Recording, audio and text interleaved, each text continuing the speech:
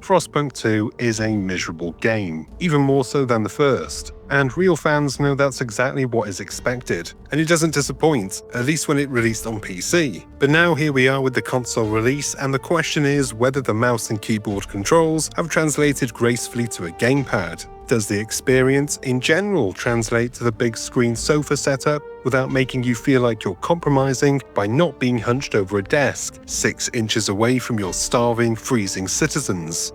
Well, watch on and find out.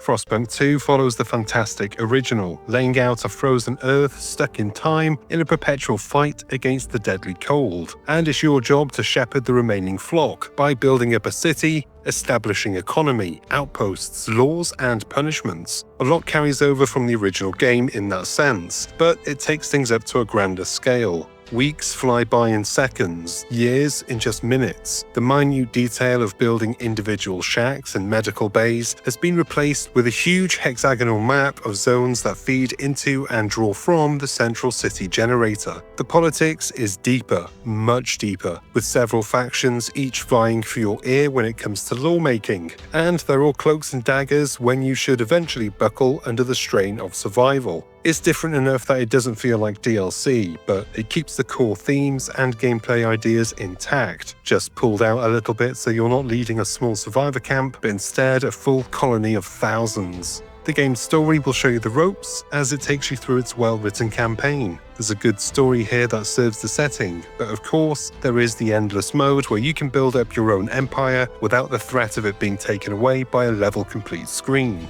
No, here the only danger to your city is the people who can vote you out, so you need to play the political game, balancing the promises to one over the wants of another, immediate wins and long-term successes.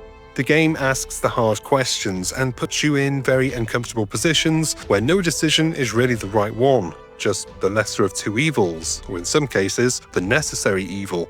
It's fantastic for the thinking player who wants a puzzle where the pieces don't all fit. Some smashing into place is required. What you won't be smashing is your gamepad, because I'm happy to say that just like Frostpunk Original, the game plays beautifully on a controller. I played the game originally on PC when it first came out, and the move to console has not been hard. The only complaint I have is with the hexagonal map and selecting. Sometimes the cursor will move to a space I didn't want to select. And yeah, that's a tiny complaint, but it's just about the only one I have when it comes to the controls. Something I didn't expect to see were different performance modes. There's a quality mode for 30 FPS and fancy graphics, and performance for 60 FPS and slightly less fancy graphics, as well as a balanced 40 FPS mode with VRR support, but my TV is not fancy so I couldn't try that one. Given it's not a twitchy shooter or a super fast racer, 30 FPS is just fine and it looks really good. But what can I say, I've been spoiled by modern games, and so 60 FPS was my preferred mode. And I suppose coming from the PC version where I can play with very high frame rates, this did help in easing me into the console version somewhat.